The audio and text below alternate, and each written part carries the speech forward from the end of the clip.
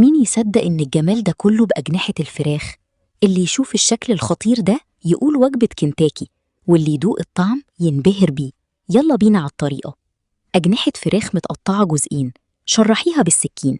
هنعمل لها محلول: كوباية مية ساقعة، عليها معلقة صغيرة ملح، نص معلقة فلفل، معلقة توم بودرة، معلقة مرقة، معلقة خلطة فراخ، نص معلقة بابريكا، وشطة حسب الرغبة، وعصرة ليمون. ودوبي المحلول ده كويس. لو ما عندكيش خلطة فراخ حطي كاري وتنزلي بيه على الأجنحة. قلبيهم كويس عشان كل الأجنحة تشرب من المحلول. غطيهم بورق استرتش أو كيس ودخليهم التلاجة ليلة. لو مستعجلة يبقوا ساعتين. يلا بينا نحضر الكفر الخارجي. 2 كوباية دقيق، يفضل نوع دقيق كويس، ما ينفعش بدقيق قمح.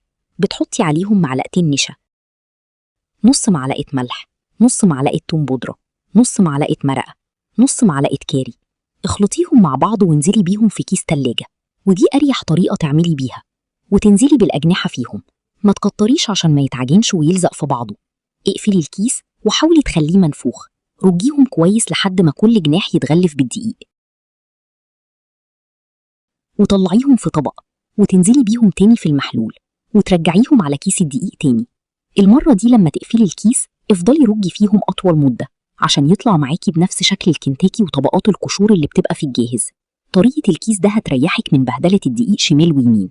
هما شوية دقيق هينزلوا حوالين الكيس، هتلميهم، وكده مش هتوسخي مواعين كتير ولا هتبهدلي الدنيا، ولا تفضلي تقلبي بالقطعة والقطعتين.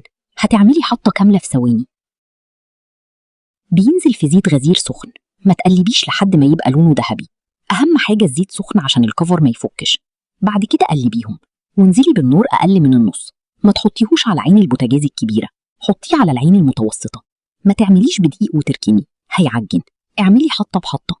أول ما تلاقيه خلاص هياخد لون، ارفعي النور على الآخر عشان تطلعي الزيت من الأجنحة. وللأسف لما جيت أطلعهم النور قطع، بس إحنا الستات بنشتغل تحت أي ظروف. بجد المنظر كان خطير، بس هعمل إيه؟ شغلت فلاش التليفون وطلعت اللي في الطاسة وحطيت حطة كمان. وبعد ما خلصت وأكلنا جه النور، بس كنا خلاص أكلنا أكتر من نصهم، وحمرت معاهم شوية بطاطس.